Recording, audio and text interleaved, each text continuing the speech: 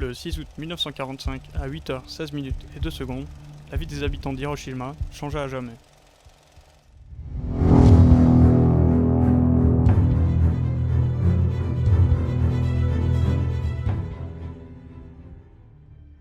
Little Boy, c'est le nom donné à la bombe qui a touché le Japon ce jour-là. Elle était issue du projet Manhattan. Mais avant cela, revenons à la source. En 1939, les recherches sur le nucléaire avaient énormément progressé, et les deux physiciens anglo-américains Leo Szilard et Eugene Wigner avaient compris qu'il était possible de faire une arme puissante avec de l'uranium. Ils ont alors demandé l'aide d'Albert Einstein pour contacter le président américain. Dans cette lettre, ils suspectaient aussi les Allemands de travailler sur ces recherches nucléaires. Suite à cela, après l'entrée en guerre des États-Unis en 1941, le projet Manhattan fut créé. Ce programme de recherche visait à construire une véritable bombe atomique. Le projet avait carte blanche et un budget immense. Les deux acteurs majeurs de ce projet sont le major général Leslie Richard Groves et le physicien Robert Oppenheimer. Le 16 juillet 1945, la première bombe nucléaire explosa dans le cadre d'un premier essai.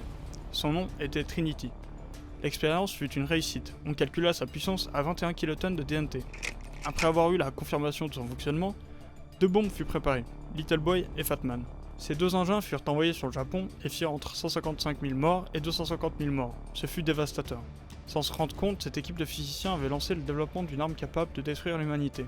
D'ailleurs, beaucoup d'entre eux ont éprouvé des remords après le bombardement. Mais Oppenheimer se demandait s'il n'avait pas mis fin à toutes les guerres en construisant une arme autant puissante, car tout le monde aurait eu peur de son utilisation. Techniquement, oui et non, car les seules bombes nucléaires utilisées pour une guerre furent ces deux.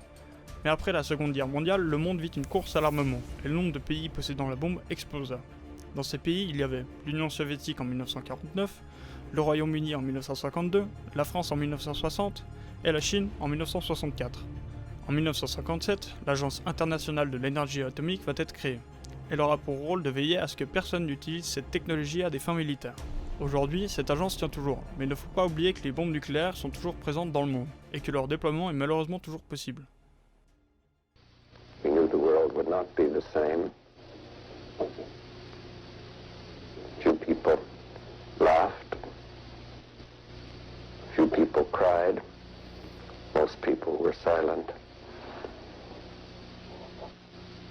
I remembered the line from the Hindu scripture, the Bhagavad Gita. Vishnu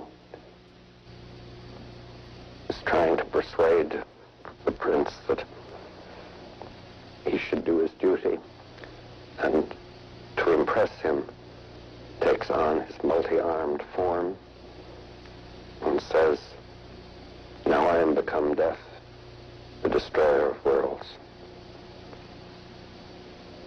I suppose we all thought that.